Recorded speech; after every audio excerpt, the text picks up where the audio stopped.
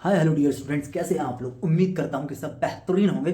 तो बच्चों अब हम अपने अगले चैप्टर की तरफ पहुंचे हैं, जिसका नाम है दो चर वाले रैखिक समीकरण। दो चर वाले रैखिक समीकरण। अगर मैं ये कहूं कि दो चर वाले रैखिक समीकरण का जो परिचय था वो कहीं ना कहीं हद तक हमने दूसरे चैप्टर में आपको दिया है, मतलब दूसरा चैप्टर ही परिचय है इसका। कैसे? बहुपद से समझते हैं कि आप बच्चों बहुपद को जानते हैं। आप बच्चों बहुपद को जानते हैं और बच्चों बहुपद में आपने देखा, बहुपद में बच्चों आपने देखा बहुपद के बच्चों को। बहुपद के जो बच्चे थे, बात समझ लीजिए, बहुपद के जो बच्चे थे उन बच्चों में क्या था? एक था बच्चों एक चर वाला बहुपद। एक था बच्चों एक चर वाला बहुपद।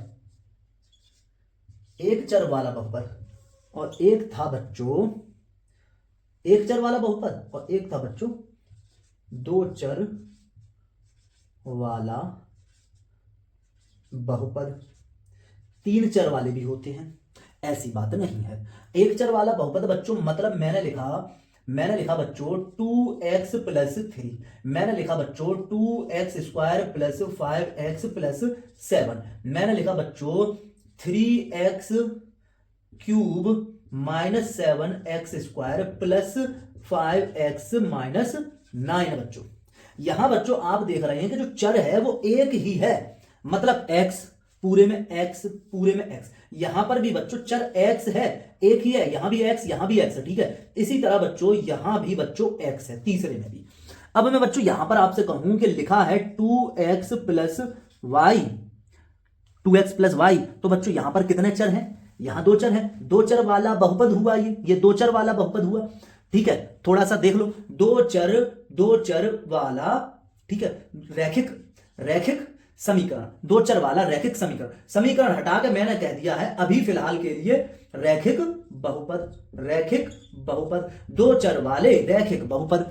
तो बच्चों रैखिक बहुपद भी अभी समझाऊंगा, हालांकि मैं चैप्टर सेकंड में समझाया है। इसी तरह बच्चों 2x square plus 3x plus Y, यहां पर भी बच्चों दो चर वाला है। ये जो बहुपद है वो इसमें भी दो चर है। और देखेंगे बच्चों Y square plus 7x minus 9, यहां भी बच्चों दो चर है। तो दो चर वाला ये क्या था? ये दो चर वाला रैखिक बहुपद था। क्योंकि अब बात करते हैं ये रैखिक वगैरह की, बात करते हैं बहुपद में रैखिक वगैरह की, ठीक है, ठीक है। और बात करेंगे बच्चों एक चर में, ठीक है। एक चर में अगर मैं रैखिक बहुपद की बात करूं, ठीक है, एक चर में रैखिक बहुपद, एक चर में बच्चों रैखिक बहुपद जो होता है वो लीनियर पॉलिनोमियल को कहते हैं। लीनियर पॉलिनोमियल को कहते हैं। और लीनियर में जो लाइन वर्ड आ रहा है वहीं से आप समझ गए, ठीक है, कि एक मतलब बच्चों जहां पर बहुपद में चर की घात, जहां पर बहुपद में चर की घात एक होगी, चर की अधिकतम घात एक होगी, जैसे कि 2x प्लस 3, जैसे कि 3x प्लस 5, ये जब चर की घात क्या होगी? एक होगी। तो ये बच्चों मैंने बताया क्या, ठीक है, रैखिक बहुपद एक वेरिएबल का, एक चर का रैखिक बहुपद। अब बच्चों मैं बात करता हूं कि एक चर से समझते हो। अब रैखिक के बाद मैं कहूं द्विघातीय बहुपद, द्विघातीय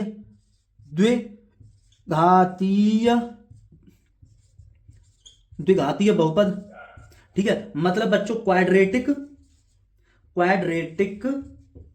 पॉलिनोमियल, जहां पर जो अधिकतम घात होती है चर की वो दो होती है, जैसे कि बच्चों 2x square plus 6 plus 3, 5x plus 3, 2x square plus 5x plus 3 द्विघातीय बहुपद है। यहां पर जो चर की अधिकतम घात है वो बच्चों दो है, तो ये द्विघातीय बहुपद है। और एक चर है इसमें, एक चर वाला द्विघातीय बहुपद। ये एक चर वाला क्या सा बहुपद है? एक चर वाला रैखिक बहुपद। ये एक चर वाला द्विघातीय बहुपद, अधिकतम घात दो है तो द्विघातीय बहुपद। फिर बच्चों त्रिघातीय बहुपद, तो एक चर हो और अधिकतम घात 3 हो तो त्रिघातीय बहुपद। बात समझ पा रहे हैं? बात समझ पा रहे हैं। अब मैं बात कर रहा हूं दो चर वाला। तो हम बच्चों बात कर रहे हैं कि दो चर वाला रैखिक बहुपद, दो चर वाला रैखिक बहुपद, दो चर वाला रैखिक बहुपद है आपके सामने। दो चर वाला रैखिक बहुपद, तो रैखिक का मतलब तो होता है कि चर की जो अधिकतम घात होगी, ठीक है, यहां चर, हालांकि यहां दो हैं चर, लेकिन अधिकतम घात एक ही होनी चाहिए, मतलब दोनों पे घात ही एक होनी चाहिए। यहां पर बच्चों दो चर वाला द्विघाती बहुपद, दो चर वाला द्विघाती बहुपद, तो बच्चों अधिकतम घात 2 होगी, अधिकतम घात भी 2 होगी और चर भी 2 होंगे, अधिकतम घात 2 होगी, चर भी 2 होंगे। तो बच्चों हम ये चीज पढ़ रहे हैं असल में ये जो चैप्टर है, चैप्टर नंबर 3 है, चैप्टर नंबर 3 है, वो क्या है?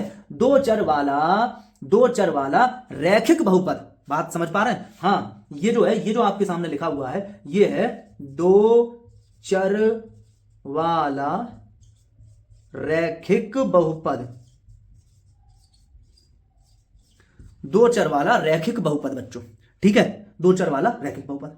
अब बच्चों यहां बात आ रही है कि समीकरण, रैखिक समीकरण, दो चर वाला रैखिक समीकरण। तो बच्चों समीकरण क्या है? जैसे आपके सामने इसी को लेता हूं, इसी का उदाहरण, ये दो चर वाला रैखिक बहुपद है, तो 2x + y, ये बच्चों मैंने कहा कि 0 के बराबर है। अब बच्चों यहां पर क्या आ गई? यहां इक्वल का निशान आ गया, इक्वल का निशान आ गया, मतलब लेफ्ट हैंड साइड में बहुपद है, राइट हैंड साइड में बहुपद है, और दोनों लेफ्ट हैंड साइड और राइट हैंड साइड, ठीक है ना, दोनों कैसी है? बराबर है। लेफ्ट हैंड साइड और राइट हैंड साइड कैसी है? बराबर। तो बच्चों इसको हम कहते हैं समीकरण, इक्वेशन, इसको हम कहेंगे समीकरण, इक्वेशन। और कैसा है? दो चर हैं, इसमें दो चर हैं, दो चर वाला है और अधिकतम घात बच्चों 1 है, तो दो चर वाला रैखिक समीकरण हो गया। वही जो दो चर वाला बहुपद था उसमें बच्चों हमने इक्वल लगा दिया, और लेफ्ट हैंड साइड में भी बहुपद हुआ, राइट हैंड साइड में भी बहुपद हुआ, ठीक है। तो ये बच्चों बन गया हमारा दो चर वाला रैखिक समीकरण। अब ये तो सिर्फ एक है, अगर ऐसे ही दो हो जाए, मतलब एक और हो जाए, जैसे मैं लिख दूं यहां 3x - 7y = 0, तो बच्चों ये जो अब दो हुए तो ये हो गए दो चर वाले, क्योंकि इसमें भी दो चर हैं, इसमें भी दो चर हैं, ठीक है, रैखिक समीकरण है। और ये हो गए अब युग्म मतलब दो, युग्म का मतलब दो समीकरण, युग्म का मतलब बच्चों दो समीकरण। तो ये थोड़ा सा मैंने आपको परिचय दिया इस चैप्टर का, ठीक है बच्चों। अब चलते हैं आगे। तो बच्चों बात क्या है यहां पर? बात यहां कुछ इस तरह है कि 2x + 3y + 8 = 0 और 2x - y + 5 = 0। तो ये जो बच्चों क्या है? ये एक बच्चों ये जो है ये मतलब बच्चों ये मतलब बच्चों ये जो आपके सामने है ना, ये बच्चों एक रैखिक समीकरण है। ये बच्चों क्या है? दो चर वाला एक रैखिक समीकरण है, दो चर वाला एक रैखिक समीकरण। और ये जो बच्चों आपके सामने है, ये वाला बच्चों, ये बच्चों लाल नहीं नजर आ रहा होगा, मगर बच्चों लाल, ये बच्चों आपके सामने एक रैखिक दो चर वाला रैखिक समीकरण है। ऊपर ये एक रैखिक समीकरण है, रैखिक दो चर वाला रैखिक समीकरण, और ये बच्चों दो चर वाला रैखिक समीकरण। दो चर समझ में आ रहा है, रैखिक क्यों कह रहे हैं वो समझ में आ रही है बात, रैखिक बहुपद समझा था अब तक, ठीक है। समीकरण क्यों कह रहे हैं? क्योंकि इक्वल आ चुका है, बच्चों, ठीक है। हाँ, तो बात समझ में आई है। तो ये दो चर वाले रैखिक समीकरण है। अब बच्चों मैं आपसे एक बात पूछूं कि रैखिक समीकरण अगर मैं इसका ग्राफ बनाकर दिखाऊं, जो कि बच्चों मैंने पिछले चैप्टर में जियोजेब्रा ऐप पर आपको बनाकर दिखाए थे, ठीक है, बनाकर बच्चों मैंने आपको दिखाए थे। अगर बच्चों हम इसका ग्राफ आपको बनाकर दिखाएं, ठीक है, तो ये क्या होता है? असल में आपके पास दो समीकरण हुआ करेंगे हमेशा, ठीक है। यहां x और y तो फिक्स है, x और y तो होंगे ही होंगे। यहां बच्चों ये जगह और ये जगह और ये जगह कुछ और आ जाएगा, ठीक है। कोई भी नंबर होगा यहां पर, 2 और 3 और 8 की जगह कोई भी नंबर होगा। तो मैं ये कह रहा हूं कि जो इसकी शक्ल है, जो सामान्य इसकी शक्ल होगी, वो होगी इस तरह से कि ax + by + c = 0। यहां c भी माइनस का हो सकता है, यहां b माइनस का भी हो सकता है, यहां a माइनस का भी हो सकता है। मतलब a b c क्या है? वास्तविक संख्याओं में से होंगे। तो वास्तविक संख्या प्लस की भी होती है, माइनस की भी होती है, रूट की भी होती है, अपॉन की भी होती है, जानते हैं आप। इसी तरह से बच्चा जो दूसरा जो हमारे पास समीकरण है, इसको बच्चों यहां पर बच्चों x और y तो फिक्स है, 2 और यहां जो बच्चों ये नंबर यहां पर 1 है, 2 और 1 और 5 की जगह बच्चों कुछ भी हो सकता है। मतलब बच्चों ax + by + c = 0। अब रैखिक समीकरण युग्म में, अब ये दोनों रैखिक समीकरण एक जैसे लग रहे हैं, तो हम कह रहे हैं कि इसको हमने कह दिया a1x b2y और c1 = 0, ठीक है। a1x और b1y, ठीक है, और c1 = 0। इसको हमने कहा a2x और b2y और c2 = 0, ठीक है। अब बच्चों ये दो समीकरण हो गए। अगर बच्चों इन दो समीकरण में कोई भी चीज एक जैसी होगी, ठीक है, कोई भी आदतें एक जैसी होंगी तो ये एक दूसरे को किसी एक जगह इंटरसेक्ट करेंगी। अगर इन दोनों को कहीं मिलना है, ये दो समीकरण हैं, और अगर इन दोनों को कभी मिलना है, कहीं मिलना है, तो बच्चों दोनों में कुछ ना कुछ एक जैसा होना चाहिए, मतलब कुछ ना कुछ कॉमन होना चाहिए। तो बच्चों जो रैखिक समीकरण युग्म है, मतलब ये वाला जो रैखिक समीकरण है, इससे कोई एक रेखा बनेगी, ऐसे मान लो ऐसे, ठीक है। हाँ, और ये जो रैखिक समीकरण है, इस रैखिक समीकरण से बच्चों एक कोई रेखा बनेगी, मान ली हमने ये है, और इस रैखिक समीकरण से भी बच्चों कोई रेखा बनेगी, मान लो बच्चों वो रेखा ये है। तो बच्चों अब क्या हो रहा है, दोनों रेखाएं एक दूसरे को काट रही हैं, ठीक है, और जिस पॉइंट पर काट रही हैं वो पॉइंट दोनों पर सेम है, वो पॉइंट तो दोनों पर सेम है। बात समझ पा रहे हैं? हाँ, बात समझ पा रहे हैं। तो एक कंडीशन ये हो सकती है कि कुछ आदतें समान हो, कोई एक आदत समान थी दोनों में, ठीक है, कोई एक चीज कॉमन थी दोनों में, तो ये हो गया। जब दो रेखाएं एक दूसरे को काट भी सकती हैं, दो रेखाएं एक दूसरे को काट सकती हैं, तो एक आदत दोनों में सेम होगी। अच्छा, रेखाएं ऐसी भी हो सकती हैं कि कभी दोनों मिले ही ना, कभी दोनों मिले ही ना, ठीक है, जैसे कि आप और आपकी एक्स, ठीक है। तो बच्चों दो रेखाएं ऐसी भी हो सकती हैं जो कभी भी मिले ही नहीं, ठीक है। तो इस तरह से, तो यहां पर कोई भी बच्चों कॉमन पॉइंट नहीं है, यहां एक कॉमन पॉइंट है, यहां कोई भी कॉमन पॉइंट नहीं है। ये प्रतिच्छेदी रेखाएं कहलाई जाती हैं, ठीक है, ये प्रतिच्छेदी रेखाएं हैं और ये समांतर रेखाएं हैं, ठीक है। ओके बच्चों, ओके। यहां बच्चों हम कहेंगे कि समीकरण का एक हल होगा, ठीक है। यहां एक्स और वाई के जो मान होंगे इस रेखा पर और इस रेखा के इस जगह एक्स का मान और वाई का मान दोनों सेम होगा, इस पॉइंट पर सेम होगा, ठीक है। यहां पर बच्चों कुछ सेम नहीं होगा। तीसरी कंडीशन बच्चों ये होती है कि एक रेखा के ऊपर ही आपके बच्चन साहब, ठीक है, ये तो एक दोनों रेखाएं जब एक दूसरे के ऊपर होंगी, ठीक है ना, जब दोनों रेखाएं एक दूसरे के ऊपर होंगी तो इनमें बहुत सारी समान आदतें होंगी, बहुत सारी सेम आदतें होंगी। मतलब कहने का यह है कि यहां पर बहुत सारे अनंत अनंत कॉमन बिंदु होंगे, अनंत समान बिंदु होंगे। यहां पर एक समान बिंदु है, यहां पर कोई भी समान बिंदु नहीं है, और यहां पर अनंत समान बिंदु है। इसी तरीके से बात को आगे बढ़ाते हुए हम यहां कहते हैं कि इस कंडीशन में क्या होता है कि एक हल होता है, क्योंकि एक्स और वाई के एक मान ऐसे हैं, एक्स और वाई की जो दोनों रेखाओं पर समान है, तो हम कहते हैं एक हल। क्या कहते हैं बच्चों? एक हल। यहां पर बच्चों दोनों जो रेखाएं हैं वहां ये पॉइंट इन पॉइंट्स पर एक्स और वाई के कई सारे मान सेम है, ठीक है ना। हाँ, तो यहां पर बच्चों हम कहते हैं कि अनेक हल होते हैं, यहां बच्चों अनेक हल होते हैं, ठीक है। और यहां बच्चों क्या होता है कि कोई हल नहीं है, कोई हल नहीं है। हल क्या है? कोई हल नहीं है। और हल है क्या? हल वो है कि हमने मान के चलो ये जो तुम्हारी इक्वेशन है, ये जो आपका समीकरण है, आपने इस समीकरण को ग्राफ पर बना दिया, फिर आपने इस समीकरण को भी ग्राफ पर बना दिया, ठीक है ना। और दोनों रेखाओं ने जिस सेम बिंदु पर काट दिया वो होंगे इसके हल। तो यहां कहे जाएंगे कि एक हल है। और अब दोनों रेखाएं जब एक दूसरे के ऊपर ही है तो यहां पर समान हल बहुत सारे हैं, समान बिंदु बहुत सारे हैं, इसलिए समान हल भी बहुत सारे हैं, मतलब अनेक एक जैसे हल होंगे। जब दोनों रेखाएं एक दूसरे को कहीं काट ही नहीं रही होंगी तो हम कहेंगे यहां कोई हल नहीं है, ठीक है बच्चों। बात समझ में आ रही है यहां तक?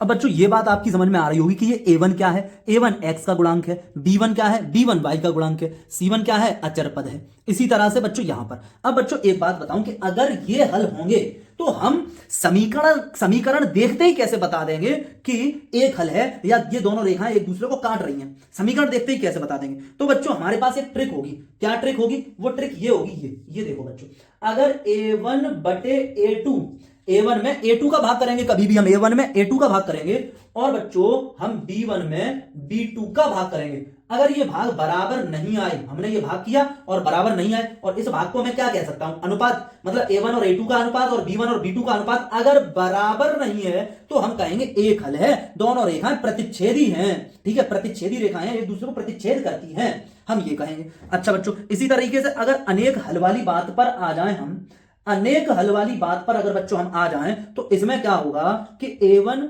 बटे a2 मतलब ये जो अनुपात होगा a1 और a2 का अनुपात b1 बटे b2 मतलब b1 और b2 के अनुपात के बराबर हो और c1 और c2 का अनुपात भी बराबर हो। अगर ये कंडीशन कभी हो जाएगी तो हम देखते ही बता देंगे, हमें ग्राफ पर रेखाएं बनाने की जरूरत ही नहीं है, हम इतना देखकर ही बता देंगे कि कैसे हल हैं, दोनों रेखाएं एक दूसरे के ऊपर हैं या नहीं है, हल कितने हैं, एक हल है या बहुत सारे हल हैं, तो हम इतनी बातें देखकर बता सकते हैं। अब कोई हल नहीं होगा के लिए क्या बात आएगी सामने, कोई हल नहीं होगा तो इसके लिए क्या बात आएगी कि a1 बटे a2 बराबर बच्चों b1 बटे b2 होगा, लेकिन बच्चों c1 बटे c2 जो होगा वो इन दोनों में से किसी के भी बराबर नहीं होगा। ऐसा बच्चों जब भी आ जाएगा तो बच्चों डिंग डोंग डिंग हो जाएगा। तो बच्चों क्या हो जाएगा कि जो रेखाएं होंगी बच्चों वो समांतर हो जाएंगी, और समांतर बच्चों तो हम कहेंगे कि कोई हल नहीं, कि कोई हल नहीं, तो इनका कोई हल नहीं।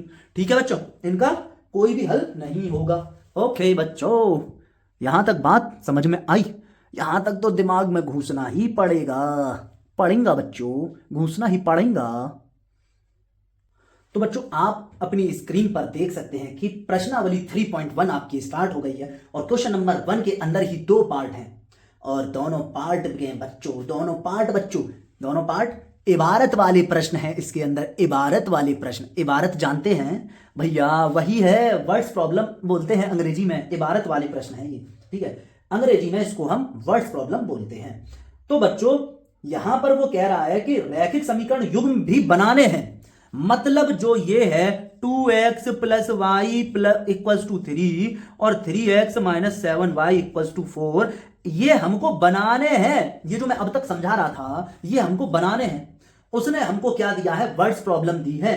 ठीक है, वर्ड्स प्रॉब्लम दी है और ये हमको बनाना है, बात इतनी समझ लीजिए। उसके बाद हमसे कह रहा है कि उसके बाद ग्राफीय विधि से, मतलब ग्राफ बनाने की जो विधि है, ग्राफ बनाने का जो तरीका है, उससे हल कर उसके इसके हल ज्ञात करने हैं, उससे इसके हल ज्ञात करने हैं। दोनों प्रश्नों के जो हल हमको पता करने हैं, ठीक है, आंसर जो हमको फाइंड करने होंगे वो किस विधि से, वो ग्राफीय विधि से, ग्राफ के मेथड से। ठीक है, लेकिन बच्चों मैं फिलहाल तो आपको सिर्फ और सिर्फ क्या करना सिखाऊंगा कि हम यहां पर वो बनाना सीख लेंगे, क्या, इक्वेशन। ठीक है, समीकरण बनाना सीख लें। फिलहाल हम इन दोनों क्वेश्चन में समीकरण बनाना सीख लें, बाद में फिर मैं इसको कॉपी पर आपको करके दिखा दूंगा अलग से कि यहां पर ग्राफीय विधि से किस तरीके से इसके हल ज्ञात करने हैं बच्चों। ठीक है, ओके। अब बच्चों आप अपना प्रश्न पढ़ लें। कक्षा 10 के 10 विद्यार्थियों ने एक गणित की पहेली प्रतियोगिता में भाग लिया। यदि लड़कियों की संख्या लड़कों की संख्या से 4 अधिक हो तो प्रतियोगिता में भाग लिए लड़कों और लड़कियों की संख्या ज्ञात करो। सबसे पहली बात बच्चों कि लड़के और लड़कियों की संख्या हमसे ज्ञात करवा रहा है, मतलब बच्चों ये हमसे 2 उत्तर पूछ रहा है, एक ही सवाल में 2 उत्तर पूछ रहा है। ठीक है, और 2 उत्तर पूछेगा तो 2 समीकरण बनाने होंगे, 2 उत्तर पूछेगा तो 2 समीकरण बनाने होंगे। ये बात ध्यान रखो, जब 2 समीकरण बनाओगे तभी 2 उत्तर निकाल पाओगे। सबसे बड़ी बात तो बच्चों हमको ये समझनी होगी। दूसरी बात बच्चों हमको यह समझनी होगी कि जो इसने कहा है लास्ट में कि लड़के और लड़कियों की संख्या बताइए, तो मैं कह रहा हूं आपसे कि आप कहेंगे कि प्रतियोगिता में भाग लेने वाले जो लड़के हैं ना, आप कह दोगे कि लड़के हैं x और जो लड़कियां हैं बच्चों वो कह दो आप y। हमेशा जो वो पूछे उनको x और y कह देना होगा, उसके बाद जो क्वेश्चन कह रहा होगा वो करते चलना होगा। ठीक है बच्चों, तो बच्चों पहली बात ये कह रहा है कि कक्षा 10 के 10 विद्यार्थियों ने, अब जो 10 विद्यार्थी हैं उनमें लड़के भी हैं और लड़कियां भी हैं, उन्होंने प्रतियोगिता में भाग लिया, मतलब लड़के भी हैं और लड़कियां भी हैं जिन्होंने प्रतियोगिता में भाग लिया। तो केस 1 की अगर मैं बात करूं कि केस 1 क्या है, हमारा केस 1 ये कह रहा है कि लड़के और लड़कियां जिन्होंने प्रतियोगिता में भाग लिया वो दोनों मिलकर बच्चों 10 हैं। मतलब बच्चों लड़के हैं x हमारे अकॉर्डिंग, लड़कियां हैं y हमारे अकॉर्डिंग, क्वेश्चन के अकॉर्डिंग दोनों मिलकर बच्चों कितना है, 10 हैं। तो हमने कर दिया कि x प्लस वाई बराबर 10 और ये हो गई बच्चों समीकरण 1। हमको समीकरण ही तो बनाना है। ठीक है, समीकरण बनाना हमने सीख लिया, एक तरीका। ठीक है, अब समीकरण तो बनने हैं 2, क्योंकि 2 लोगों के मान बताने हैं, लड़का भी बताना है कितना है, लड़की भी बतानी है, 2 चीजें बतानी है तो 2 समीकरण बननी है। अब दूसरी समीकरण कहां से बनाओगे, इसी क्वेश्चन को आगे पढ़ोगे। तो इक्वेशन को आगे पढ़ते हैं बच्चों। अब आप देखेंगे बच्चों की लड़कियों की संख्या लड़कों की संख्या से 4 अधिक है, मतलब जो बच्चों लड़कियां हैं ना, ये लड़कियां अधिक हैं, लड़कियां ज्यादा हैं। लड़कियां बच्चों कैसी हैं, ज्यादा हैं। मैंने इतना लिख दिया कि लड़कियां ज्यादा हैं, लड़कियां जो हैं वो लड़कों से ज्यादा हैं। मैं ये कह रहा हूं कि मुझको तो इक्वेशन बनाने के लिए इक्वल का निशान लगाना होगा। x और y मैंने इस तरह से लिख लेने हैं, x और y मैंने इस तरह से लिख लेना है। अब बच्चों मैं क्या कह रहा हूं, मुझको दोनों के बीच में इक्वल लगाना है। दोनों के बीच में इक्वल लगाना है बच्चों, बात समझो, दोनों के बीच में लगाना है इक्वल। और मैं ये कह रहा हूं कि क्वेश्चन हमसे ये कह रहा है कि जो लड़कियां हैं वो तो ज्यादा हैं। अभी ये इक्वल कहां है, लड़कियां तो 4 ज्यादा हैं, अभी ये इक्वल कहां है, इक्वल नहीं है, क्योंकि लड़कियां 4 ज्यादा हैं। इक्वल करने के लिए बच्चों लड़कों में अगर मैं 4 जोड़ दूं, इक्वल करने के लिए बच्चों अगर मैं लड़कों में 4 जोड़ दूं तो बच्चों अब ये इक्वल होगा। बात समझ पा रहे हैं? लड़कियां 4 ज्यादा हैं से मतलब समझो यार, मतलब समझो यार कि मतलब ये है कि अगर 20 लड़के हैं और 24 लड़कियां हैं, 20 लड़के हैं और 24 लड़कियां हैं, ठीक है, ये 24 और ये 20। अब बच्चों मुझे दोनों को बराबर करना है। 24 कौन है, मैं फिलहाल कह दे रहा हूं, फिलहाल मैंने कह दिया गर्ल्स, और बॉय है बच्चों 20, बॉयज है बच्चों 20। अब मुझे बच्चों बराबर करने हैं तो मैं यहां पर +4 करूंगा ना, यहां पर, ठीक है ना, तभी तो दोनों तरफ बराबर होगा 24-24। वही बात तो यहां पर है, वही बात तो है यहां पर बच्चों, ठीक है। हाँ समझ लो जरा, ठीक है, तो समझ लो बच्चों जरा कि x और y, ठीक है। अब लड़कियां जो हैं वो हैं ज्यादा, और कितनी ज्यादा है, 4 ज्यादा। मुझे बराबर करना है, मुझे दोनों को बराबर करना है। लड़कियां ज्यादा हैं, 4 ज्यादा है वो भी। अगर मैं लड़कों में 4 जोड़ दूं, अगर मैं लड़के और 4 बढ़ा दूं, लड़कों में 4 जोड़ दूं तो ये दोनों बराबर हो जाएंगे ना। तो बच्चों यही हमारी सेकंड इक्वेशन हो गई। इसी को मैं सेकंड इक्वेशन बना दूंगा। किस तरह से, मैं इसको थोड़ा अच्छे से लिख दूं कि x माइनस वाई को इधर ले जाऊं, x माइनस वाई बराबर 4 को इधर ले आऊं, माइनस का 4, और ये हो गई हमारी इक्वेशन सेकंड। हमने दोनों इक्वेशन बना ली। मैंने आपसे यही बोला था कि मैं आपको इक्वेशन बना के दिखाऊंगा सिर्फ, ठीक है। सॉल्यूशन इसका बाद में कराएंगे जब मैं इसको आपको ग्राफ पेपर पर बना के दिखाऊंगा, ठीक है बच्चे।